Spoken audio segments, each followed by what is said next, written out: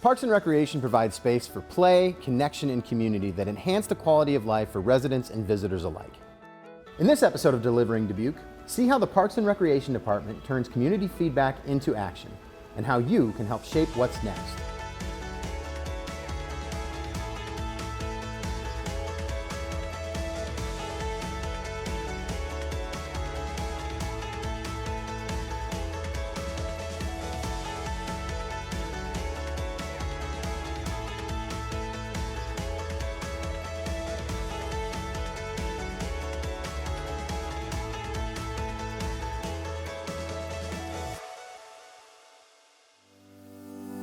So I'm joined today by our Parks and Recreation Director, Marie Ware. Marie, welcome. Thank you. Glad to have you here. I got to ask first, where are we? This is a really cool place. We are in the greenhouse for our Parks Division, and it's located just below Eagle Point Park. This is where we grow many of the flowers that you see throughout our community. Yeah, this is really cool. And it seems like it goes on forever, and everything's just starting, so it's almost like you can see summer right here in this place. Right. That's right. You can see this is the beginning. This is the exciting time for us because this is our time to be able to really ramp up and think about all the great things that are going to happen this summer. Yeah, that's fun. That's fun to have that kind of a rhythm in the job, I'm sure. One of the things that I have been fascinated by as a city council member and now as mayor is just the sheer amount that Parks and Recreation is involved in throughout the city. So I'd like to have some conversation about that, and maybe we can start with the parks part of it. So we have over 1,200 acres of park areas, and there's over 50, that's 50 parks. And that's a lot, but historically within our community, it was that we established these very small community parks all across our town. And so we have a very strong system of neighborhood parks, but then we also have these beautiful parks that are the main ones: Flora, Murphy, Eagle Point, the ones that are very beloved and that are the gathering spaces for many. Well, let's roll into the recreation side of this. This is a big part of what we do is the recreation programming, and I know we can't explain all of it here in this moment, but what is the scope of all the recreation that we do here? Right, so we have a really robust recreation program.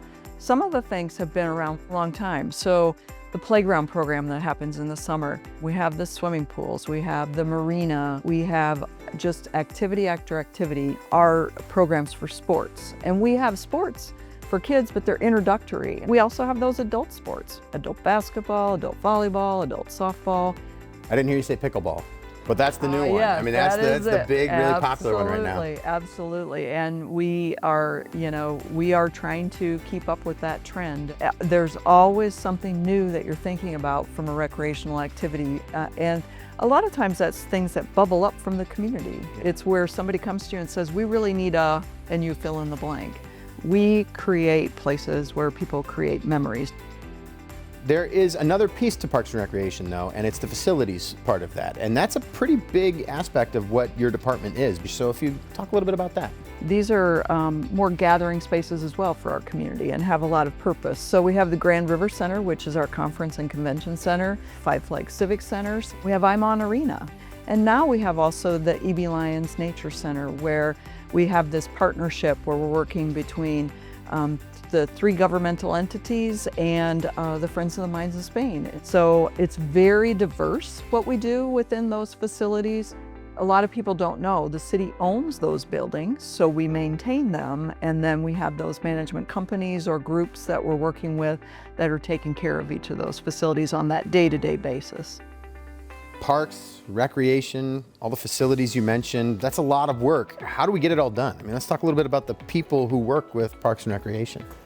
We have an amazing staff within Parks and Recreation. So we have a highly trained staff that are full-time individuals, but then we have part-time staff that just work for us part-time. We have temporaries. They're the ones that everybody knows. It takes all the gamut of people learning to people who are experts in their field that work for us. And all of those make for the Parks and Recreation Department. And we couldn't do what we do without every single one of them showing up, giving 100% each day. Yeah. Really, this is a community-driven department. So the feedback that we get from members of the public and the people who use the Parks and Recreation all the time is really one of the most important things that we have to work with, isn't it? The parks and the areas that we have, they belong to the community. We're just the caretakers of those. And so what's really important is as we consider what we do to move forward in the future in those different facilities, whether it's brand new or whether it's a renovation, is to be able to involve the community. Like, what do you want in your park? What do you want in this neighborhood area? And we have some great examples of how the community has really engaged within that.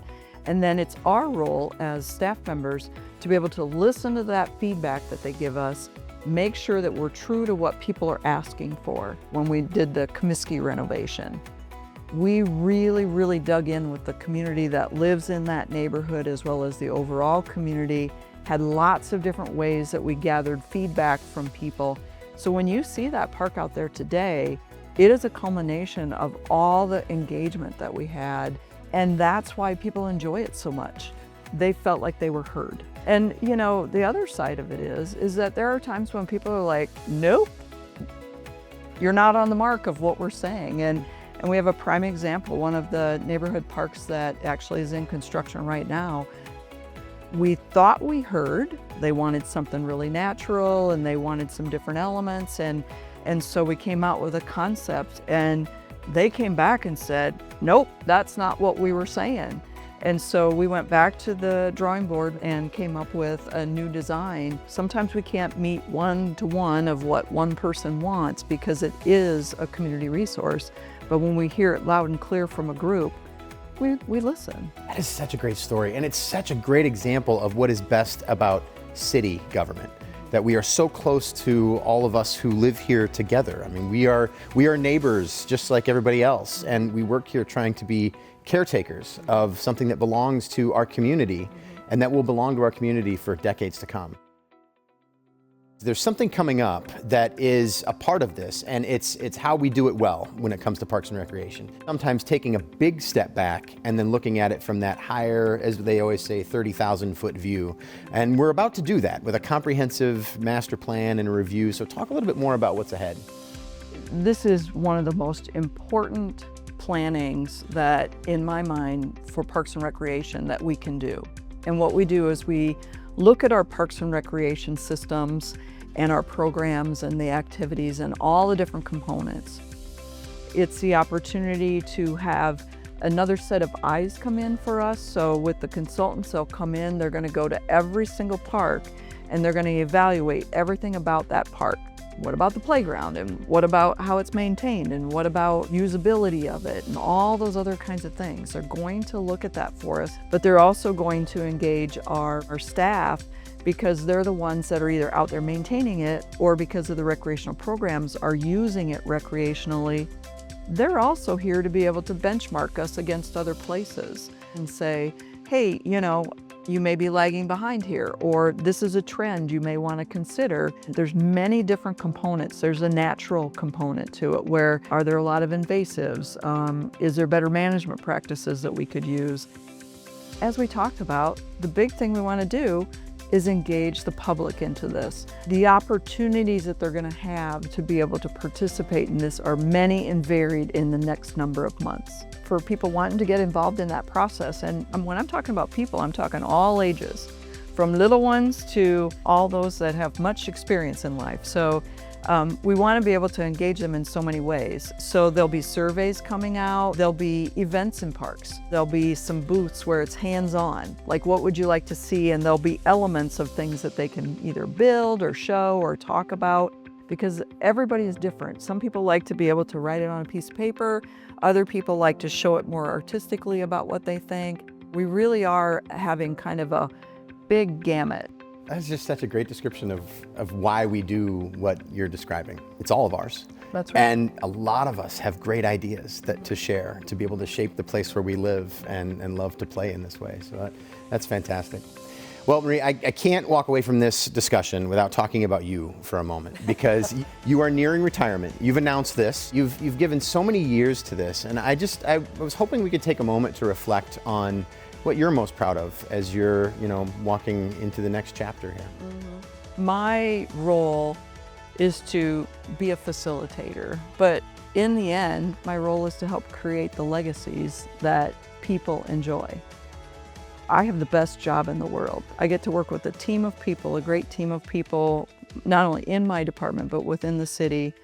And then that team goes out, just like what we were talking about, of partners that we work with, but also all the different residents that we get to engage with and be able to shape the future, listen to people, be able to respond, being able to make Dubuque a better place to live, have more opportunities here within our community.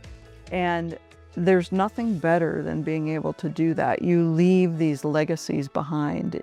So when I drive by those areas, that's what you think of. And you hear the laughing and you hear the excitement as you're in any of these places. And my job most of the days is in meetings and grinding out a lot of stuff, but it's the result of what all that is that you see that really makes it a great career, a really great career. Yeah.